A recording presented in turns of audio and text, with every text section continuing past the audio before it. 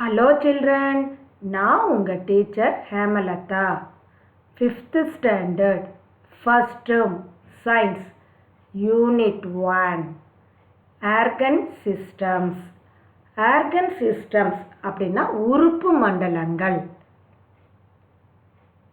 அதில் part 1 பார்க்க போகிறோம். Learning objectives. இந்த ஆர்கன் சிஸ்டம்ஸில் என்னென்னலாம் பார்க்க போகிறோம்னா, know about different organ systems of human body. மனித உடலின் பல்வேறு உறுப்புகளை பற்றி தெரிஞ்சுக்க போகிறோம். ஐடென்டிஃபை டிஃப்ரெண்ட் ஆர்கன்ஸ், பல்வேறு உறுப்புகளை அடையாளம் காணல். Understand the functions of different organs, பல்வேறு உறுப்புகளினுடைய செயல்பாடுகளை நம்ம புரிஞ்சிக்க போகிறோம். Introduction. We get energy for our daily activities from the food we eat. நம்மளுடைய அன்றாட செயல்பாடுகளுக்கு தேவையான ஆற்றலை எது கொடுக்குது? நாம் உண்ணும் உணவிலிருந்து பெறுகிறோம்.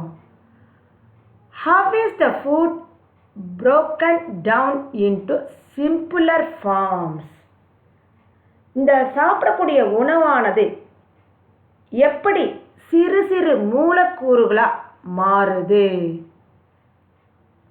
It is through the process called digestion. அது எப்படி அப்படின்னா, செரிமானம் என்னும் செயல்முறையின் மூலம் அது நடைபெறுது. டைஜஷன் அப்படின்னா செரிமானம். After we eat the food, waste products are removed from the body. நாம் சாப்பிட்ட பின்னாடி நம்முடைய உடம்புல இருக்கிற கழிவுப் பொருட்கள் வெளியேற்றப்படுகின்றன. The process involved in this is called excretion. இந்த கழிவுப் பொருள் வெளியேற்றத்துடன் தொடர்புடைய இந்த செயல்முறைக்கு கழிவு நீக்கம் சொல்கிறோம். எக்ஸ்கிரியேஷன்னா கழிவு நீக்கம். We need oxygen to survive. நம் உயிர் வாழ்வதற்கு எந்த வாயு தேவை? Oxygen. Our body gets oxygen through the process called respiration.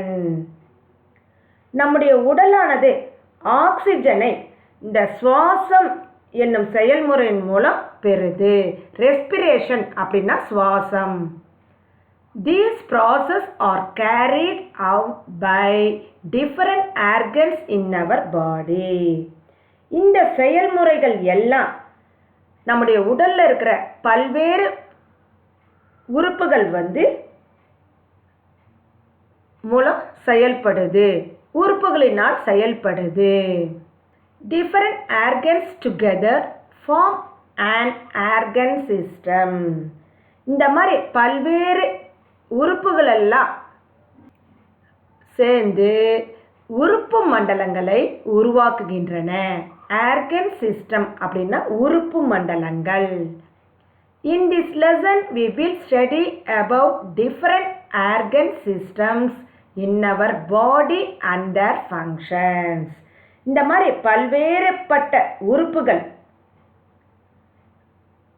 உள்ள இந்த உறுப்பு மண்டலங்களை பற்றியும் அதனுடைய வேலைகளை பற்றியும் இந்த லெசனில் தெரிஞ்சிக்க போகிறோம். இப்போ இன்ட்ரடக்ஷன் நான் சுருக்கமாக சொல்லட்டுமா? நம்ம அன்றாட செயல்பாட்டுக்கு தேவையான ஆற்றலை நம்ம உண்ணும் உணவுலேருந்து பெறுகிறோம். இந்த உணவானது எப்படி சின்ன சின்ன மூலக்கூறுகளாக மாற்றம் அடையுதுன்னா, செரிமானம் என்னும் செயல்முறையின் மூலம் இது நடைபெறுது. நம்ம சாப்பிட்ட பிறகு இந்த கழிவுப் பொருட்கள் உடல்லேருந்து வெளியேறுது. இந்த கழிவுப் பொருள் வெளியேற்றத்துடன் தொடர்புடையதுக்கு என்ன பேர்னா கழிவு நீக்கம் சொல்லுவோம். நாம் உயிர் வாழ்வதற்கு ஆக்சிஜன் தேவை. இந்த ஆக்சிஜன் பார்த்தீங்கன்னா உடலானது ஆக்சிஜனை சுவாசம் என்னும் செயல்முறையின் மூலம் பெறுது. இந்த மேற்கொண்ட செயல்முறைகள் எல்லாமே நம் உடலில் உள்ள பல்வேறு உறுப்புகளினால நடைபெறுது. இந்த மாதிரி பல்வேறுபட்ட உறுப்புகள் உறுப்பு மண்டலங்களை உருவாக்குது. உடலில் உள்ள உடல் உறுப்புகள்லாம் சேர்ந்து உறுப்பு மண்டலங்களை உருவாக்குது. இந்த பாடத்தில் உறுப்பு மண்டலங்களை பற்றியும் அதனுடைய பணிகளை பற்றியும் தெரிஞ்சுக்க போகிறோம். இப்போ நீங்கள் எளிமையாக புரிஞ்சுக்கிட்டீங்களா? ரோமன் லெட்டர் 1 டைஜஸ்டிவ் சிஸ்டம் அப்படின்னா செரிமான மண்டலம். The food we eat consists of complex compounds like carbohydrates, proteins. The food we eat consists of complex compounds like carbohydrates, proteins and fats. நம்ம சாப்பிடக்கூடிய உணவானது அதில் சிக்கலான சேர்மங்கள் இருக்கு. அது என்னென்ன சேர்மங்கள் அப்படின்னு பார்த்தீங்கன்னா carbohydrates, proteins and fats. Proteins அப்படின்னா புரதங்கள், ஃபேட்ஸ்னா கொழுப்புகள். They have to be converted into simpler molecules like glucose, amino acids, fatty acids and glycerol respectively. இந்த மேலே சொன்ன பார்த்தியா, அதெல்லாம் கடின மூலக்கூறுகள், சிக்கல் நிறைந்த மூலக்கூறுகள். அதை எளிய மூலக்கூறுகளாக மாறும்போது அது glucose, amino acids, fatty acids, glycerol இப்படி எளிய மூலக்கூறுகளாக மாறுது. குளுக்கோஸ்னா குளுக்கோஸ், அமினோ ஆசிட்ஸ்னா அமினோ அமிலங்கள், ஃபேட்டி ஆசிட்ஸ்னா கொழுப்பு அமிலங்கள், அப்புறம் கிளிசரல். These simpler molecules are then assimilated either by blood or lymph in order to give us energy. இந்த எளிய மூலக்கூறுகள் பின்னாடி ரத்தம், பிளட்னா என்ன? ரத்தம், லிம்ப்னா நிணநீர், இவற்றில் ஏதாவது ஒன்றில் போய் உட்கிரகிக்கப்பட்டு ஆற்றலாக மாற்றம் அடையுது. The process of conversion of complex food molecules into simpler molecules is called digestion. இப்படி இந்த சிக்கலான மூலக்கூறுகள் எளிய மூலக்கூறுகளாக மாற்றம் அடையும் இந்த முறைக்கு செரிமானம் சொல்லுவோம், டைஜஷன் சொல்லுவோம். The digestive system can be divided into two. இந்த செரிமான மண்டலம் இருக்குதானே, அது இரண்டு பிரிவாக பிரிக்கிறோம். 1 டைஜஸ்டிவ் ட்ராக்ட், செரிமான பாதை. 2 டைஜஸ்டிவ் கிளாண்ட்ஸ், செரிமான சுரப்பிகள். இப்போ மறுபடியும் உங்களுக்கு எளிமையாக சொல்லட்டுமா? டைஜஸ்டிவ் சிஸ்டம், செரிமான மண்டலம். நம்ம சாப்பிடக்கூடிய உணவானது கார்போஹைட்ரேட்கள், புரதங்கள், கொழுப்புகளை கொண்ட சிக்கலான சேர்மமாக இருக்குது. இந்த சிக்கலான சேர்மங்களை எளிய மூலக்கூறுகளாக எப்படி மாற்றுறோம் அப்படின்னா குளுக்கோஸ், அமினோ அமிலங்கள், கொழுப்பு அமிலங்கள், கிளிசராலாக மாற்றம் அடையுது. இப்படி இந்த எளிய மூலக்கூறுகளாக மாறின பின்னாடி ரத்தமோ அல்லது நிணநீரோ ஏதாவது ஒன்று அப்படியே உட்கிரகிச்சுக்கிட்டு அதை ஆற்றலாக மாற்றம் அடைய செய்யுது. இப்படி சிக்கலான மூலக்கூறுகள் இந்த எளிய மூலக்கூறுகளாக மாற்றக்கூடிய இதுக்கு தான் செரிமானம் சொல்லுவோம். இந்த செரிமானம் மண்டலம் ரெண்டு பகுதியாக பிரிக்கிறோம். ஒன்று செரிமான பாதை, digestive tract. Second digestive glands, செரிமான சுரப்பிகள். இது உங்களுக்கு புரிஞ்சதா? இப்போ ஃபர்ஸ்ட் ஒன் பார்க்கலாமா? டைஜஸ்டிவ் ட்ராக்ட், அலிமெண்டரி கேனல், செரிமான பாதை. அலிமெண்டரி கேனல்னா உணவு குழல் சொல்லுவோம். It is a coiled muscular tube extending from the mouth to the anus. இந்த உணவு குழல் இருக்குதானே, அது பார்க்கறதுக்கு எப்படி இருக்கும் பாருங்க. இந்த படத்தில் இருக்கு பாருங்க, இதுதான். இது சுருண்டு தசையினால் ஆன அமைப்பை உடையது. இது எங்கேருந்து ஆரம்பிக்குதுன்னா வாயிலிருந்து, இங்கே பாருங்கள், இங்கே இருக்கு பாருங்கள் ப்ரௌன் கலர், வாயிலிருந்து அப்படியே மலவாய், நம்ம மலம் கழிக்கிறோம் தானே, அந்த வாய் வரலையும் வந்து முடியுது.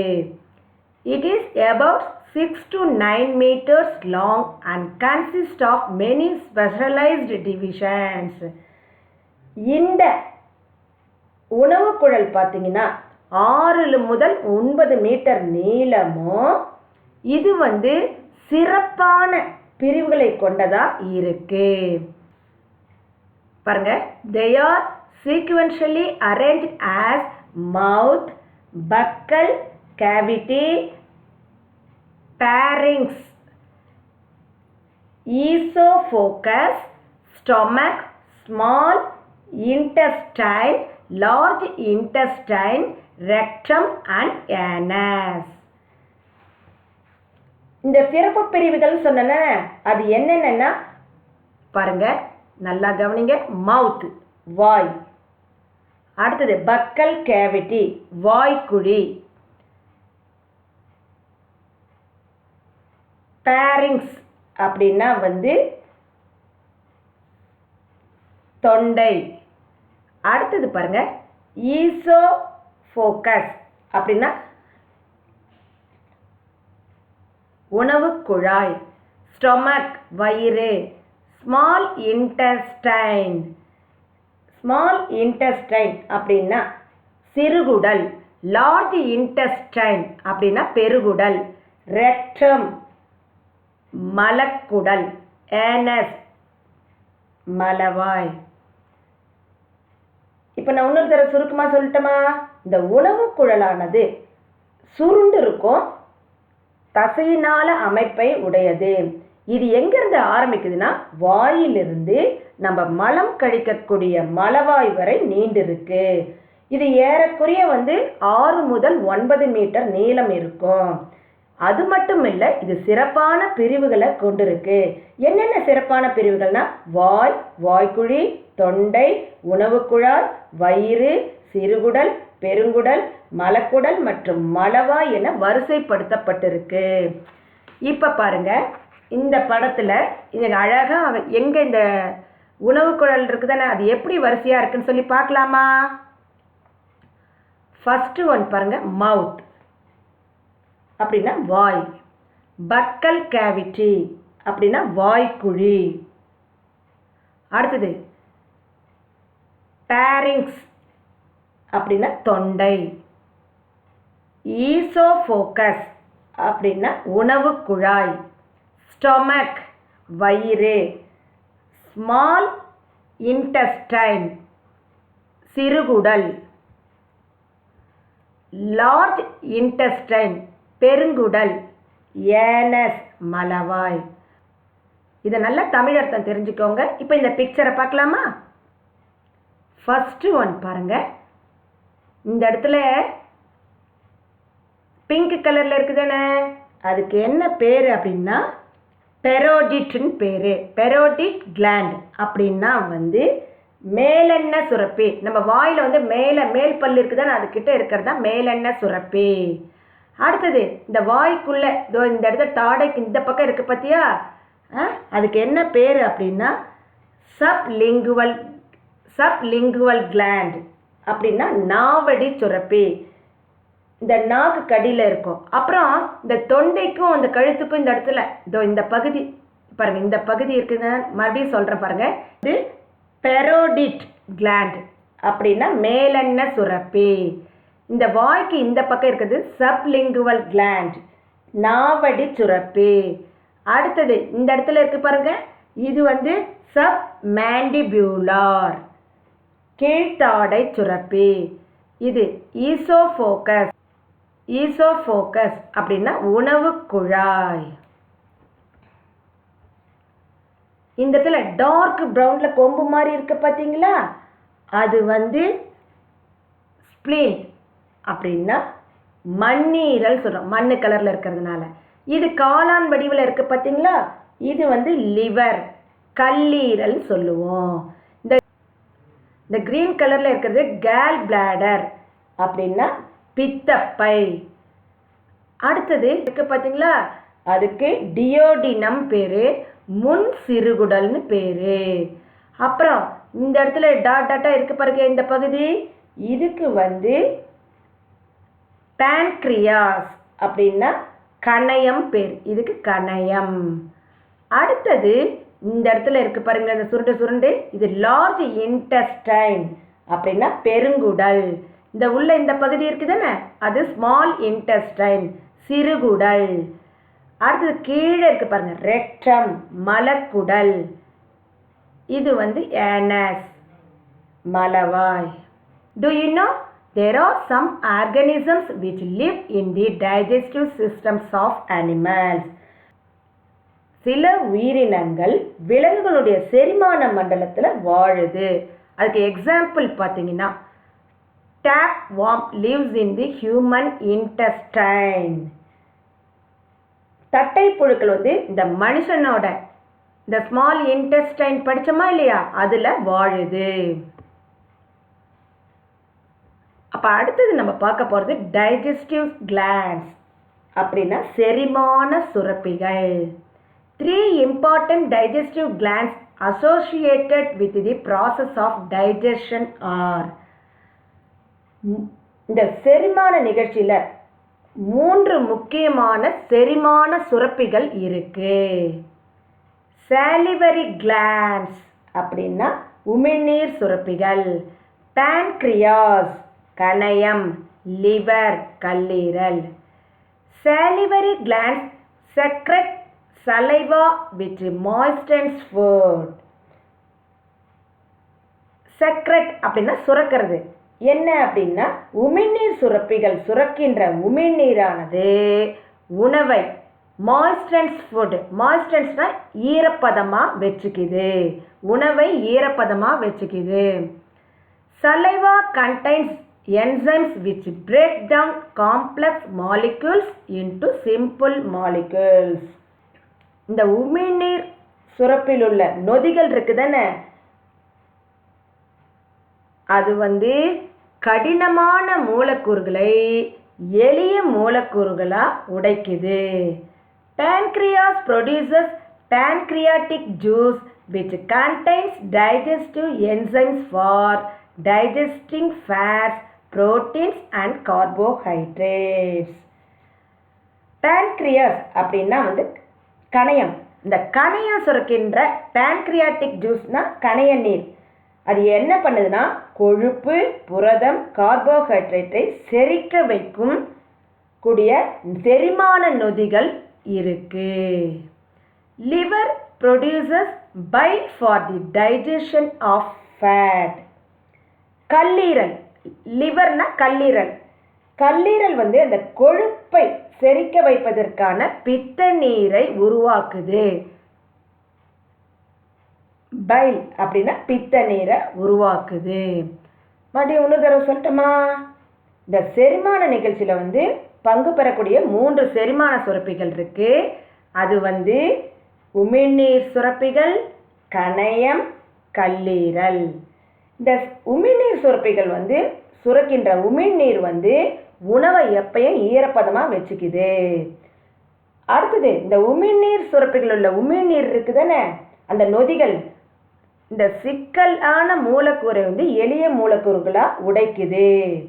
அடுத்தது பார்த்தீங்கன்னா இந்த கணையம் சுரக்கின்ற கணைய நீரில் கொழுப்பு, புரதம், கார்போஹைட்ரேட்டை செரிக்க வைக்கக்கூடிய செரிமான நொதிகள் இருக்கு.